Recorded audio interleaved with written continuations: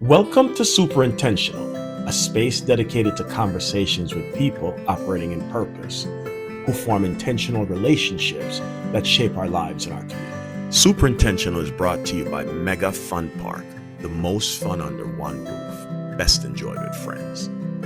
Let's get into today's episode.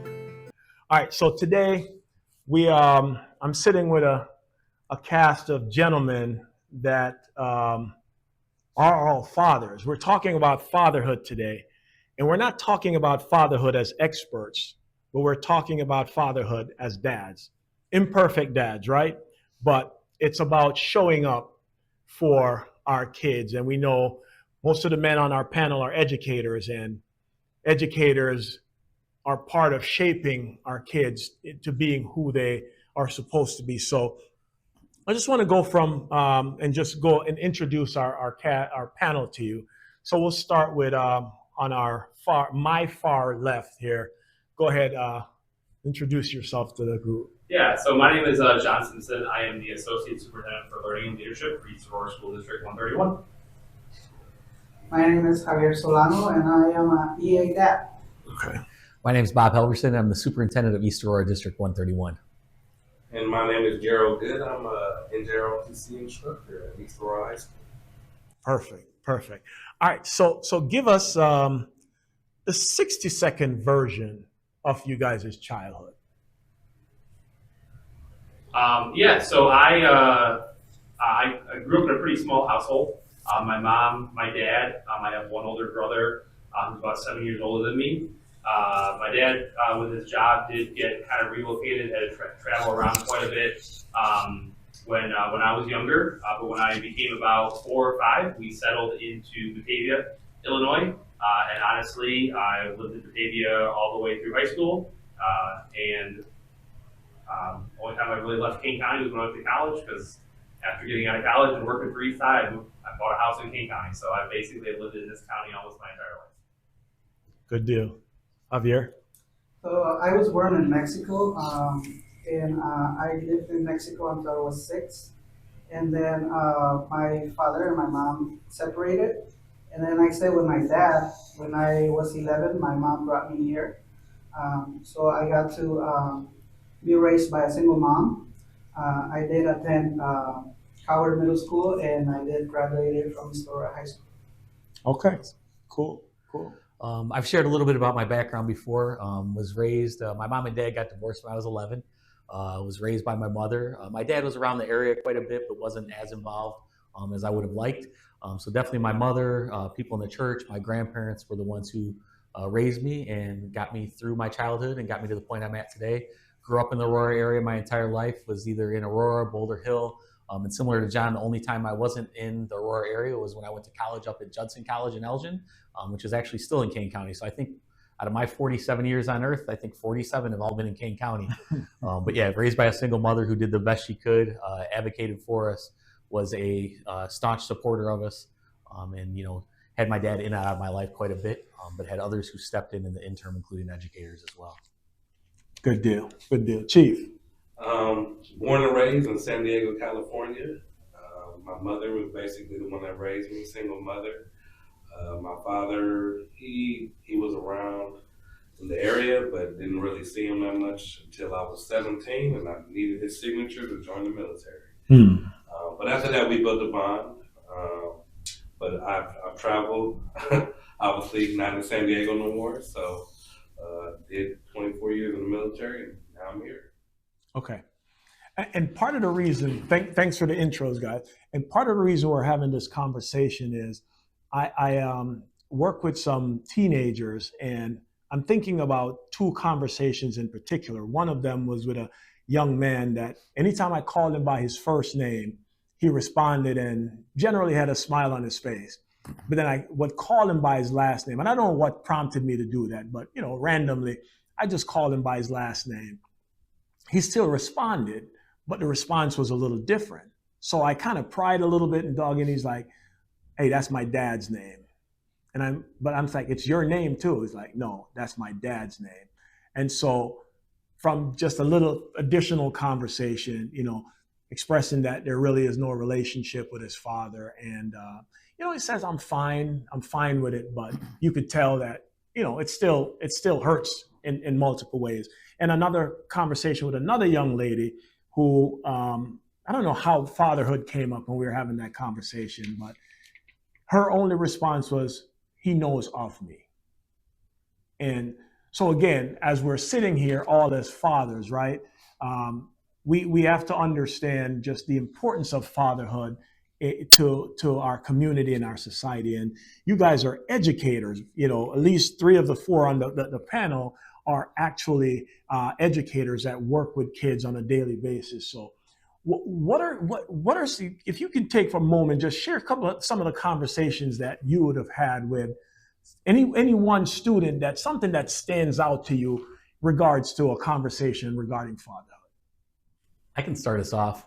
I would say, through some of the high school students we've had the opportunity to work with, I've gotten to know a couple of them individually. Just talked about with one young man in particular about making sure that you don't let your current circumstances define your future path. And Right. there's nothing wrong with where we're at currently, but just making sure that we understand that there's numerous opportunities that are out there.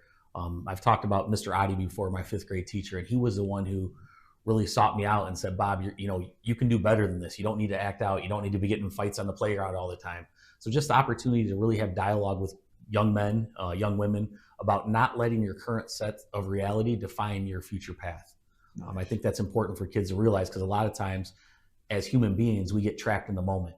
And it's important for them to realize that the moment doesn't define you, and there's going to be further opportunities for you there as well. Yeah. I know for myself, I've had multiple conversations with, some of our cadets and students throughout the school, but I think one that particularly stood out was when the person basically, his mother was saying she would reach out. I don't know what to do. I don't know how to handle him. His father's not there.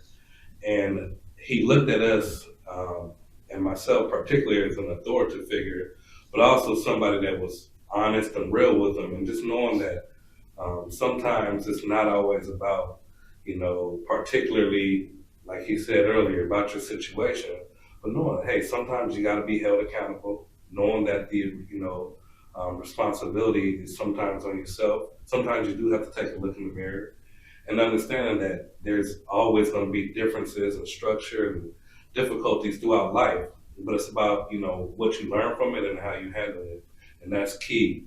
And him just taking those words, he went on, eventually thanked me, and he went on to become a firefighter and all this other stuff. So. Oh, that's awesome. That's awesome. You got a thought, John? Yeah, for me, so I've spent my entire career in East Aurora, starting as a teacher, and I also served as a coach in a lot of sports. One of the sports that I coached was softball, and there's a kid that I immediately thought of when you posed that question, Linton. And softball is in the spring sport. Sometimes you're running double headers, things like that. And there was a girl who, her parents could not make a lot of games a lot of times because of their work schedule. And she shared that. She opened up about how, she wanted to see her parents. She mentioned her dad specifically multiple times in the audience, like to see her play. Mm-hmm. And I had a conversation with her because mom or dad, predominantly dad, was always there to pick her up at the end because of his work schedule. And, I had a conversation with her, and I said, I grew up with a mom and dad. I played sports growing up. My dad did travel a lot for his job. That was the job that he had. And so he would be gone a lot of times, Monday through Thursday. He'd be there on Fridays.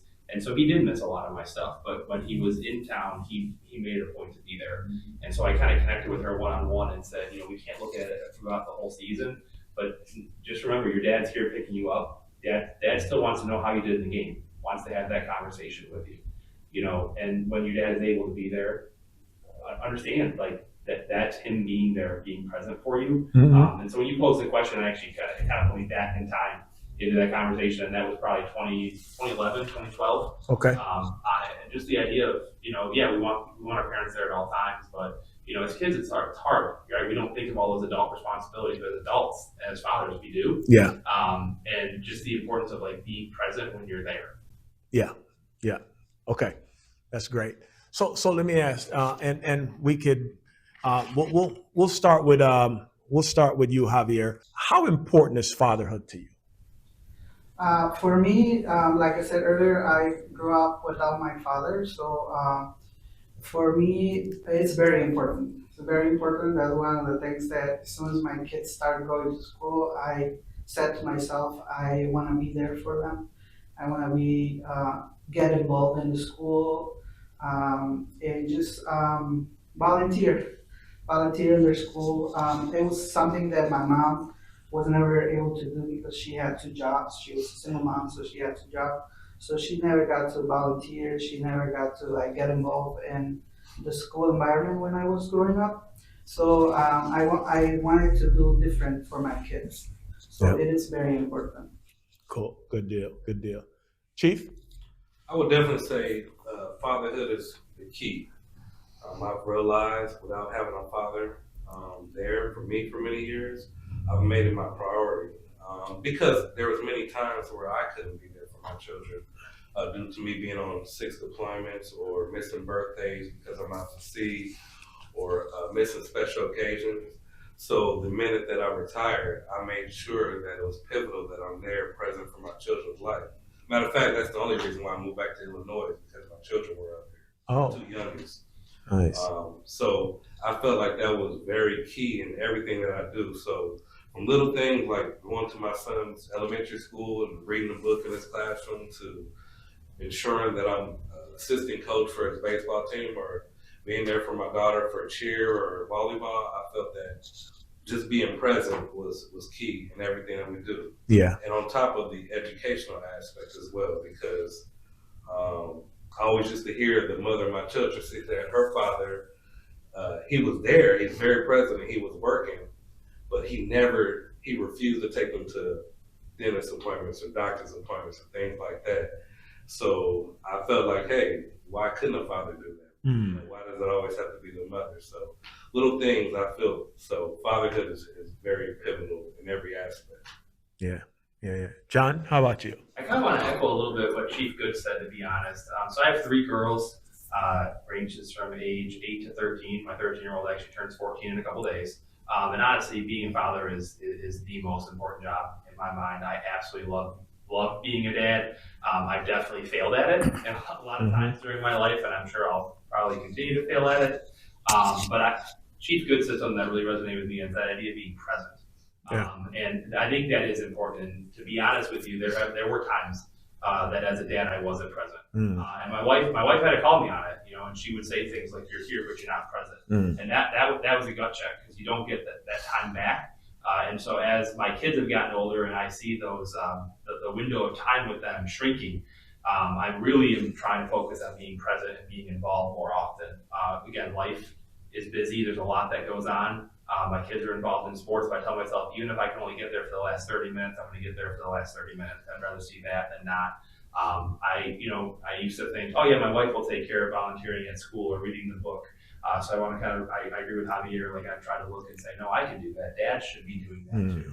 Dads can volunteer with Halloween parties in elementary school, go in and read books. Right. And so again, I definitely think it's important. I failed at it a lot, but I really try to reflect on it and become a better dad.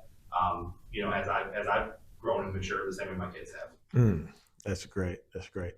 Okay, so what surprised you guys most when you first became a dad? What was most surprising to you? How tiring it was. How tiring. I mean, not physically, but mentally. For me, it was, because I do deal with children and realizing that each child does have a different personality. I can't raise this one like I did this one, like I did this one. I can't raise my oldest son like I did my young son. Life experiences for me, I've gotten older and things of that sort. So just realizing that, hey, enjoying their individuality, but yes, it is very tiring. And it does take effort. It's something like John said, you're working on daily. I'm not perfect. There's no book out there. I used to tell my kids, there's no book for me to learn how to be a father, but I'm putting forth my best effort daily and doing what I can. and I fall short some days, but the other days I exceed. So it kind of evens out. So That's great. Bob, anything Yeah, I surprise would you when you say first became that? similar to what Chief Good said there. How tiring it was, for sure, especially when you have that first one. My wife and I got married in March, and 3 months later, she was pregnant. So we had kids way sooner than we thought we were going to. We thought we were going to have that honeymoon period and grow to know each other. So it definitely expedited that a little bit, but it brought us closer together in a real short period of time as well. And I'd say how tiring it can be, but then also how rewarding it can be. Yeah. Because I would agree with what Chief Good said is there's not a playbook for it. Going back to my father, his father left when he was 3 years old. His mother grew up in an orphanage, so they had a different upbringing than my father experienced. And my thing was always I wanted to break that cycle. Right. So once it actually has occurred, and I'm not perfect, just like John said, I've failed as a father numerous times. But I think the important part is acknowledging that you've misstepped, letting your kids know that, hey, I'm not perfect. Can you forgive me about this? Because I'm really trying to do what's best by you.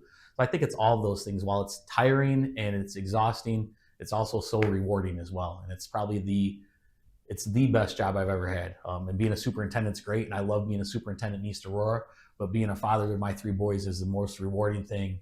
And raising them together with my wife is the most rewarding thing I've ever experienced. That's awesome.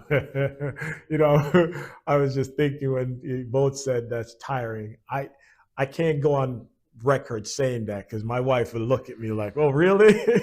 Really? You think you was tired?" We're not going to show this one to our wives at all. This is going to be, no, definitely. All right. And for me, it was completely different because when my first being born, he was born in August. September, I deployed. So I came back 9 months later. He's basically walking, and he's not the same. I had back then there was no like internet and FaceTime, so. When I see him, I come back, he's walking, he's talking and everything else. And I'm like, oh, this wasn't that bad. My daughter was born, I'm like, man, oh my God, I'm not going to get any sleep. I got to work tomorrow. I'm like, what's going on? I don't remember Jeremy being like this. Because you were. I'm like, man, is there another deployment coming up? Okay, so all right, so what philosophy of manhood? Because to become a father, your father, how we operate in fatherhood, somewhat mirrors what our philosophy of manhood is. So, what was that philosophy of manhood that you grew up with? What was the role of a man that you grew up with and you heard and you embraced? Or talk to me about that. I know for me, it was all about being a provider, being that security, always showing that you work hard, and making small sacrifices. That was what the vision of a father, of a man was. It was, you don't cry, you don't you don't show you're weak, and little things like that, where I've learned the paradigm shift. It's okay, it's a natural emotion or whatever. Just learning through life that, hey, well, all this machismo, I'm the tough guy. It really doesn't work like that. I have rough days. It's okay to have rough days. So yes, for me, it was always just about you work hard, you provide, you do what you got to do. You might not be there a lot, but at least you got a roof over your head. So Right. Okay, so I'm gonna spin this a little bit. So we have a couple girl dads on the panel here, right? So you grew up with that a certain philosophy of fatherhood. Do you think it's different for a girl dad versus a dad that has boys? And I'll come back to you on that one, Bob. I want to hear from Javier and John on this. I'll let Javier go first. I think it is. I feel like I overprotected my daughters. I think that if I would have boys, I would probably not treat them as well as my dad treated me, but I would have not treated them as I'm treating my girls. Okay. Yeah. How about you, John? Yeah, I would agree. I would definitely say I'm very protective of my girls. I think that that's also where when I talk about sometimes where I fail as a father, I think actually that is part of the reason why I fail is because I feel like I'm the only one who can protect them, that I always need them to like kind of want me or need me or to be around. But at the same time too, I also want to reflect on the fact that my girls are individuals. They're their own person. No one else defines them but themselves. So at the same time, I do want to make sure that I'm raising them where they can be self-sufficient, where they don't feel like they have to be reliant on another person to support them. I want them to grow up happy, healthy, and make the choices that make them happy. And so I want to make sure that I don't do something that actually is actually going to maybe cause like a long-term like dependency, if that makes sense. Okay. Okay. How about you, Bob? Well, I've got 3 boys. All boys, yeah. I've got 3 boys. Both our dogs are actually males as well.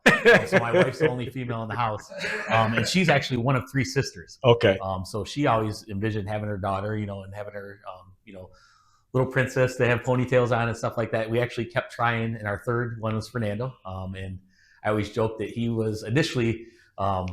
He became my wife's little tag-along all the time because he was with her shopping and everything like that. But I think for me, it's been a conversation that Javier and I had recently at the EA Dads, and kind of touches on what Chief Good was saying as well. That whole machismo and you can't cry and it's not okay to show emotion, etc. At that point in time, I had that misconception a lot of times, I was raised by a single mother, so I had that misconception just because that's what I saw other dads doing. But when I was raised by a mother, I think it helped me to be more in tune with my emotions and be able to relate to people a little bit more. Javier and I were having conversations around kind of like the ACEs study and the adverse child effects and how that influences us. So I think I could see some similarities in Javier and I both being raised by a single mother sometimes, and our personalities or our personas when it comes to fatherhood, I think, are very similar because of some of those things. And I didn't know that till we were sitting there having a conversation that day. But it was interesting to me, even talking to Javier, because Javier brought up, like, in the Latino culture, specifically in the Mexican culture, a lot of times there is that machismo mentality where it's not okay to show emotions and it's not okay to realize that things are hurting you. And that's a misnomer and a stereotype sometimes that I'm hoping we're moving away from, especially as we have 2nd and 3rd generation Latino men in our community. And we're saying it is okay. It's okay to, full disclosure, I went to counseling when I was younger. I went to Alateen when I was younger because I needed to work through those things. If I wouldn't have done that, I don't think I'd be able to be the father I was to my boys today. Or if I even had girls, I don't know that I would have been able to do the same thing. So I know I took us on a tangent there, but that's kind of how it all played together for me, and how my life experiences while being raised by a single mother probably contributed to my attributes as a father as well. That's good. That's good. All right. So for you guys, what makes fatherhood hard today? What are some of the biggest challenges to fatherhood right now? Why don't we start with you, John? I think this is, I feel like probably every generation has said this, but we are, like, for me, I'm raising girls, we're raising kids in a whole different generation that we grew up in. And that's normal and that's natural. But our kids come home from school, they come home from sporting events, and they are dealing with a lot of things that I never had to deal with as a child, as I was growing up. Same thing with my wife. And so it's a lot of times I'll be like, why are you so upset? This is not a big deal. You know what I mean? Or this isn't making sense to me. And then I have to sit back and say, no, it is a big deal. I don't see it the way they see it. And so now how can I use some of my life experiences? How can I come alongside as a father to support them, knowing that what I probably think is trivial, or just, like, I hate to say it, get over it, right? Or it's life is hard. No, it's difficult. We've got to break that kind of that pattern and help support. So I'm not sure if I 100% answered the question for you, but like that's where I think some of the difficulty pieces are, is our kids are just faced with a lot of challenges that I don't think generations before have faced, but I'm sure every generation has actually said that. But again, like I hate to say it, but just with the amount of technology, how connected they are, a lot of times issues and problems can follow your kids home. I know even from a work perspective, a lot of the conversations, a lot of support that we help provide kids, we help provide parents through some of our evening sessions and like that. A lot of it has to do with technology, how to support your child. If your child needs to be kind of disconnected from technology, if there's conflict, it's no longer just sometimes face-to-face conflict, it's electronic-based conflict. And I truly do think that is something that's very difficult for this generation of kids growing up, and I see it with my own kids. Hey, John, real Okay. quick, talk to Linton real quick about your disconnecting you do on an annual basis. I thought that was pretty cool. We just talked about that the other day. Yeah, so obviously we all went through COVID, and we all had to get connected to devices and all that. And something that my wife and I reflected on once things started to open back up in 2021 is that we set a goal for ourselves every single year. We would do a trip, 3, 4, maybe 5 days, but typically in the 3 or 4 day range, and it has to be an off the grid trip. So we go off grid, and it allows us a chance to get time with the family and do things like we play board games, we play card games, we go hiking, all of that. There's no technology, and there's not even you don't even feel the pressure, because where we go, we always go where there's no Wi-Fi, there's nothing. So Right. yeah, that's something we started in 2021, and we've done it every year since. Okay, that's real. Yeah, I like that. I like that. What's the hardest thing for you? Biggest challenge for you today, Chief, being a I father? would definitely say, because I have children that range from 27 to 7 years old. Social media, I would say that it's been a big thing. Kind of like what John has said, we dealt with a lot of different things, not just from the COVID time period, but socially. Whether it's something as simple as, I'm like, hey son, just go tell them you want to order a burger. Nah, Dad, I just go to the kiosk. Why can't you talk to the person? Right. To dealing with things that are going on, knowing what's going on in the world at all times. Mm-hmm. Where back in the days, we have to go look at the news, or Right. our parents have to hear, where they're getting it just within a matter of seconds, knowing what's going on.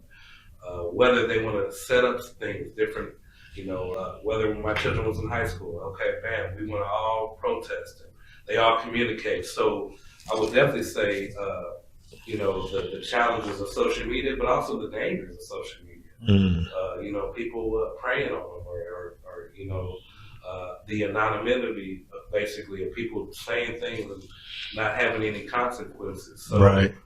I would say that's definitely been my biggest challenge, just in general, whether it's the 8-year-old or 27-year-old, because he's grown up the whole time with a cell phone, not really understanding, what it would like to write a letter for Right. things of that sort. Right. Okay. Yeah. Any you see anything different in terms of the biggest challenge that you face, Bob? I don't. I would say it's similar with social media and the constant connectivity that kids have. And I think the only other thing I would build on is the increased pressure that our kids are under now. It seems like if you look at it from a artistic standpoint, if you want to be the lead in a play, you're pretty much having to act year round to get yourself ready. When I grew up, it was a lot of 3-sport athletes playing, play basketball, football, baseball. Now we're putting so much pressure on kids to specialize in things that I think we take some of their innate ability to be children away from them sometimes. So I'd say that would be the other thing, is just the amount of pressure that's out there on kids now to perform well, to compete. We've become a very competitive society. And I'm not somebody who says every kid should get a ribbon or anything like that, but I think we need to make sure that we're gearing it towards healthy competition and towards competing with yourself to get better each and every day. And I don't know that that's where society's at right now. Any thoughts, Javier? For me, I think the hardest thing is trying to connect with your kids now. Wow. It is getting a little harder. Yeah. I think as a father, also like being able to provide for the family. Like a lot of parents are like, well, I gotta work. I have to provide for my family, so I Right. can't really get involved. So I guess just spending some quality time with your kids when you're available. Yeah. But it is hard because all the access of the kids that they have to technology. A lot of times just talking to your kids and they're like way ahead of you, Yeah. Like, oh, Dad, you were born in a different. yeah. It's like 100%. kids might look at you, oh, you're so old. Yeah, it's like, If I bring up Facebook, I get comments all that. That's for old men or something like Yeah, that. I get from yeah. them. Like, yeah. It's funny. If you asked me that question, I think I would have answered it differently. prior to just hearing you guys articulate it. But now that I'm thinking about it, it's pretty similar in that I only have one daughter still at home. You know, my two boys are independent. In fact, both of them recently married, and so they're living their lives. And so my daughter, who is a senior in high school, she wears hearing aids, and now the technology is of such now that she could Bluetooth whatever she's watching to her hearing aids. So there's an additional challenge of communicating. And so it's like sometimes if I'm calling her for, she doesn't respond. But then when I'm not calling and maybe talking to my wife, she's responding. And I'm thinking to myself, why don't you just disconnect the Bluetooth from your phone? But again, when you go at their technologies as if you're coming for their life, right? So I do, now that you all articulated that way, I see a lot of similarity in terms of what I really would consider most challenging. Okay, all right. So different experiences growing up, right? So talk about what you would think fatherhood responsibilities. So I'm not sure so let me ask the question. Do you think we have any responsibility as fathers for the emotional development of our kids? Definitely. Definitely.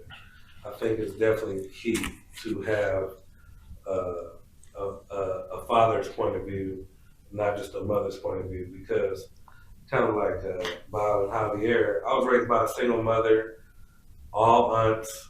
I'm the oldest, the only boy, and I have 3 younger sisters. All my cousins are females. So I was a little bit more in touch with my feelings and things of that sort, and I was able to basically articulate that and communicate that.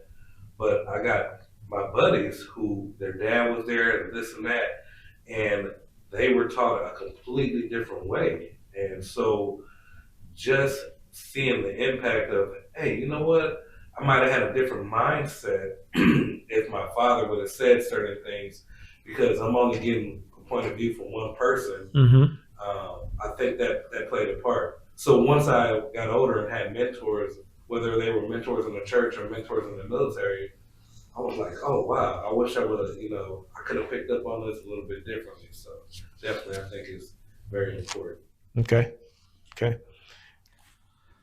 Any other thoughts? Can you rephrase that one for me one more time, Linton? So I'm just asking, do you think as fathers we have a responsibility for the emotional development of, and again, this is a great one for you, Bob, because girls are generally more in touch with their feelings, and as a girl dad, you invariably just kind of have to be in touch with your emotions to father them well. But it's a little bit different. I remember earlier, Chief, you talked about basically you talked about the suck it up.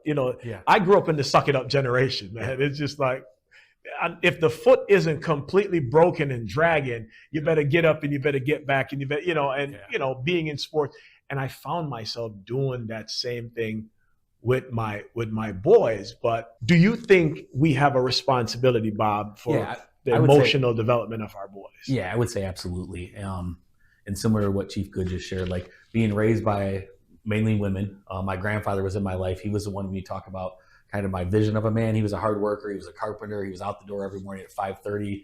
Like, it was very traditional. My grandma packed his lunch for him all the time, but that was my one example. But being raised by my mother, my grandmother, it helped me to be more in touch with my emotions for sure. But because I didn't have that playbook of how to be a dad, I still remember with my oldest RJ, I was coaching him. I've coached him and his buddies since they were 7 years old. And it was like an 11-year-old baseball game. And I always put pressure on him because he was my son. He's a coach's son. And as a coach's son, you're not going to get away with anything. You're going to be the one that's held to the highest standard.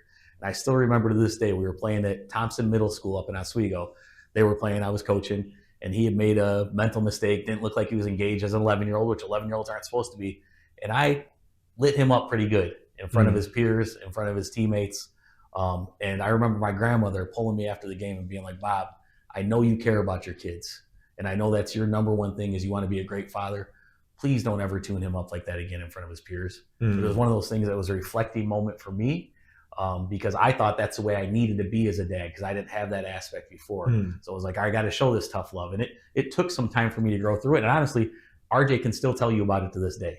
And I've apologized to him to the nth degree, because I feel it's one of those times as a father, I failed numerous times, but it's one of the ones that really resonates with me. So I think there's definitely the aspect of making sure that they're in tune with their emotions. But I think we have to check our emotions sometimes as adults as well, knowing that there wasn't a playbook for it. So yeah, it was something that was beneficial to me. But I think on the flip side of it, because I didn't have that father figure who was able to demonstrate what I thought it should look like, there were times where I probably tripped over my own 2 feet more than I typically needed to sometimes. Okay. That's excellent. Yeah, we don't have time to talk about my experiences, because I had a really tough exterior. I grew up, my dad was tough, hard nosed, and I transitioned to a lot of that. So when you talk about apologizing to RJ for multiple stuff, and he can still remember these things, the only thing I could say that is the tremendous blessing for me in that regard was that we worked through some stuff, and I still apologize to my son today, but he's married and he's living a great life with his wife. And the thing that I had to say to myself, okay, he has forgiven me. My son asked me to officiate his wedding. And I was about to say, I've never done it before, but then I understood the tremendous honor it was. And I'm like, there's no way I can say no. So I'll just say this to you, Bob. I'm pretty sure that RJ will, as he transitions through, he will see it. And it's going to be not one of the things you remember as one of those negative strikes against you, but it's going to become one of your greatest moments, because the investment that you've put in on the opposite side of that is going to pay off. All right. So, this is something that for me is a little bit on the funnier side for me. We were talking about being in touch with your emotion. First of all, any of you guys, and I know, okay, so you grew up with 3 men on the panel with single moms, right? John, you grew up with your dad. Does your dad often tell you he loves you? He does. And I also make sure I tell my dad that I love him too. I make sure that anytime I end a conversation with my dad, whether it's in person or on the phone, that's just something that I make sure I say, and my dad does say it back. Okay. Any of you gentlemen had an opportunity to have that interaction with your dad? I have. It took a long time, but it did eventually. It was hard for my dad. He would, when I was little, even when I was little, I still remember he would never say I love you or hug me or anything. And like I said, I came here when I was 11. I came back to see my dad when I was 24. Mm-hmm. And when I saw him, he just stood there, and all I wanted to do was hug him, Mm-hmm. And I went to him and I hugged him, but he never hugged me back. Mm. And so I'm like, of course, after talking with my dad later on, I learned that my grandfather, my dad's dad, passed away when he was 6. So he also grew up without a father. So he basically didn't know. Right. So, yes. But now, yes, I hug him. I tell him I love him. And he still has a little trouble saying it back, but we're working on it. Bob? Yeah, mine's very similar to Javier's. My dad, I absolutely still love him to this day. He's, we're not as connected as I want to be, and that was throughout our lives. But that old song, the old song about the man on the moon, or the when you coming home, son, I don't know why, like that song and how it transitions. We've definitely got to that point in time now, but it was very similar where I had to tell my dad I loved him first, because once again, his father wasn't there, and I don't think he was in tune with his emotions. And that happened for me probably when I was 14 or 15 years old. And I probably said it from a place because I wanted him to tell me back.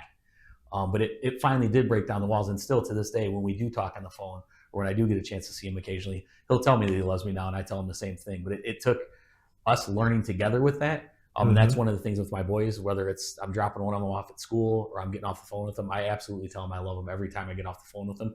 Probably to the point that it annoys them sometimes, quite honestly, but they say it right back to me. But that's important to me, so that they absolutely know that I love them no matter what mistakes they make or what successes they have. So yeah, it was very similar to Javier there with that. And for me, me and my father, our bond I lost my father last year. But I will say, by my time in the military, we really got close. And it was, unique for me to hear him say, I love you. But in, like I said, a lot of circumstances, he got older, he got, I guess, wiser, realized the connection. But again, kind of like Javier, his father was in his life, but my grandfather was really firm, and he didn't know how to show them love like that. But I made sure, I think for me personally, from the minute I held my son, it was like, oh my goodness, like, Yeah. I definitely want to make sure I broke that to where I let them know I love them, I care for you, don't forget that. I might yell at you, but it's out of love and things of that sort. So Yeah, that's awesome.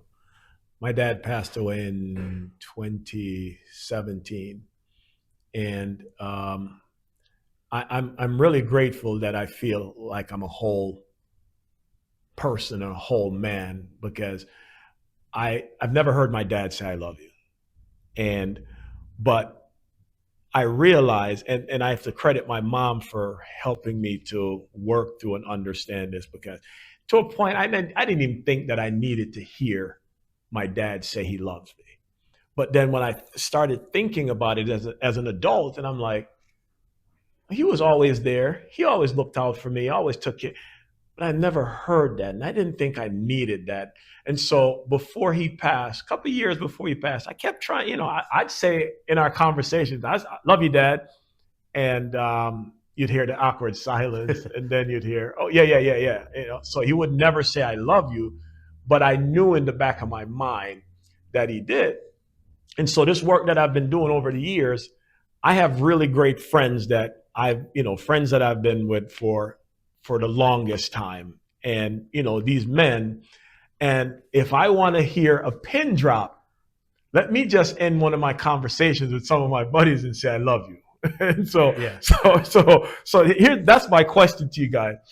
Do you have men in your life that are not your dad per se, or a sibling that you grew up with?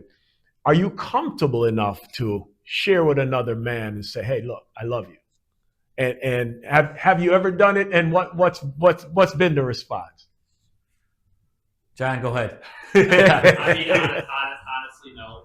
Like I said, I grew up with one brother, about 6-7 years older than me. He moved out when he was 20, so I don't think he might have been 19. So I was like 12. And so, I mean, he and I grew up in a point where like we were always in different stages of our life, if that makes sense. And then as we both kind of got to the same stage of life, his job ended up transferring halfway across the country, right? So I never really had that with my brother, and there aren't any other like men that I have. I've said that too. So just to be completely honest. How about you, Javier? The only person is my brother. Honestly, it was just like, I think I don't. It was just silence, but I don't know. So you told him you loved him, and you just heard dead silence on the other hand? Yeah. Okay. But, I mean, he grew up the same as me. He Yeah. was 2 years older than me, so kind of like figured out why. Okay. How about you, Bob? Yeah, so my brother for sure. Growing up, it was 2 of us, and I always told him I loved him.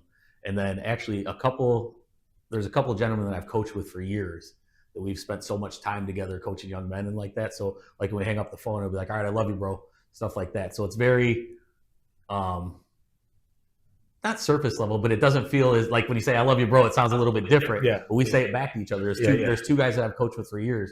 That's how we always hang up the phone when we talk to each other. And I would trust both of those individuals with my kids. One of the guys actually does hitting lessons with my boys to this day. And they listen to him. Like, He's a better hitting coach than I am, just to be clear. Right, They right. listen to him way more than they listen to me when it comes to baseball, even though I've played and coached forever.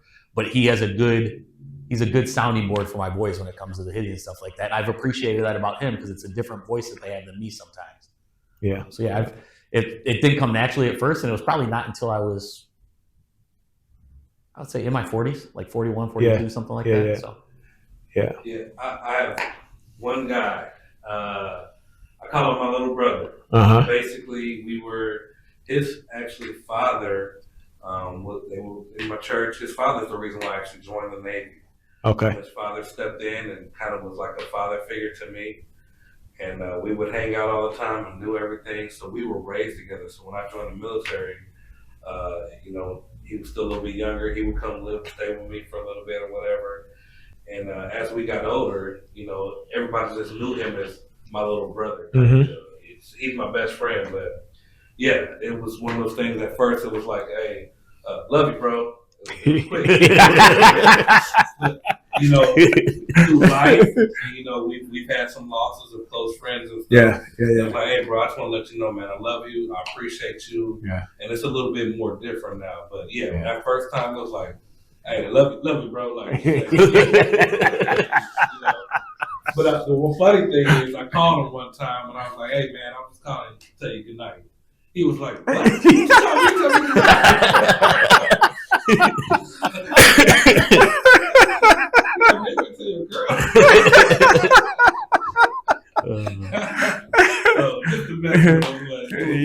It was just like that. Yeah. It was awkward, just like, Yeah.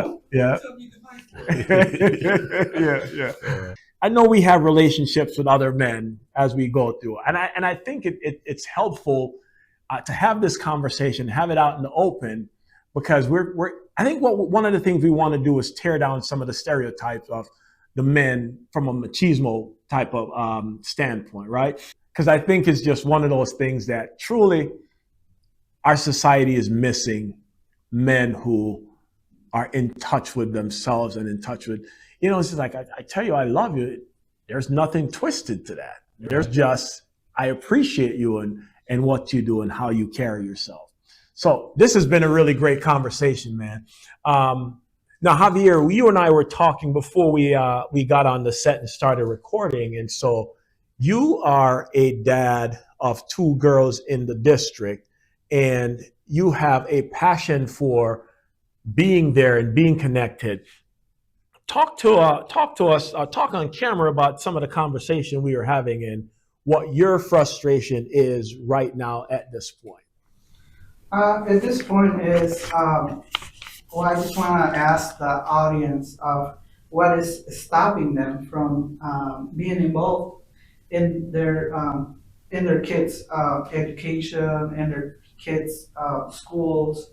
I do understand that a lot of parents are working, and I do understand that, but I do want to encourage them. They're just taking like little time out of their whole year, and just one day it would definitely make a difference in their kids' lives, and also in other kids' lives. Yeah.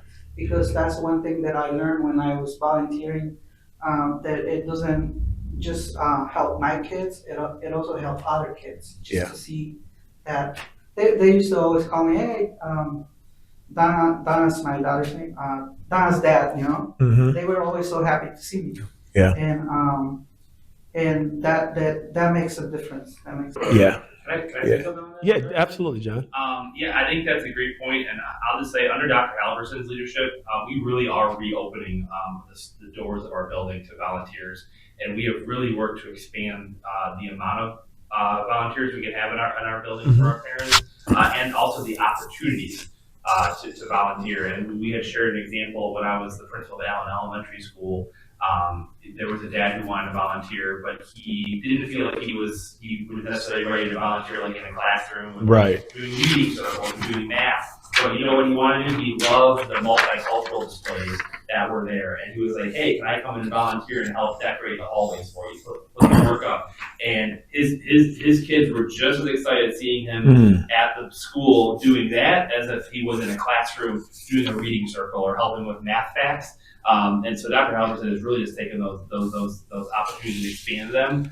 So I agree with Javier, just really that call to action to get more of our parents, dads specifically, into our buildings volunteering. And I would encourage them, reach out to your kid's school and say, "Hey, I want to volunteer. What opportunities are there? Or these are the interests I have. Is there a way I can use some of those interests in your buildings?" And I'm confident our building principals and our office staff would find ways to get them in. Yeah, that's awesome.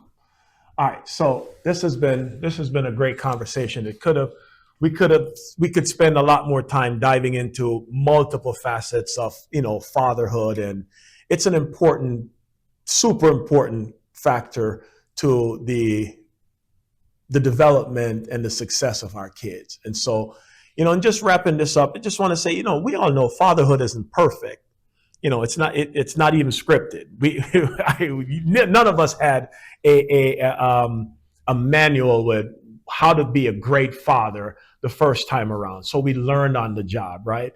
And so our kids need us. And for kids who don't have fathers in their lives, we need to realize how much we can have an impact on them. And so we need to step up and understand that it's not just a biology thing, but it's a leadership thing. And so I just really want to commend you gentlemen for taking the time out to come talk about a subject and a topic that is not part of a job description for you, but it's part of the passion and part of who you are as men. And so grateful for the conversation. And we're just hoping that, a young man or a young woman who does not have their biological father in their life, they can look towards someone else who they see.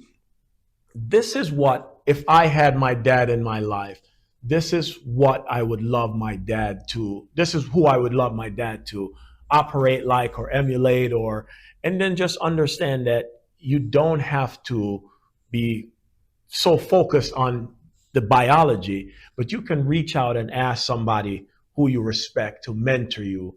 And at the end of it all, you will be so much better for it. So again, I don't want to ramble on. Thank you guys for coming out and for sitting down and having this conversation. And until next time, we will catch you again, all on Super Intentional. Take care. Thank you, Wynton. Appreciate it. Thank you very much. This has been Super Intentional. Join us next time for a conversation with people operating in purpose and the relationships they form that change our lives and our community.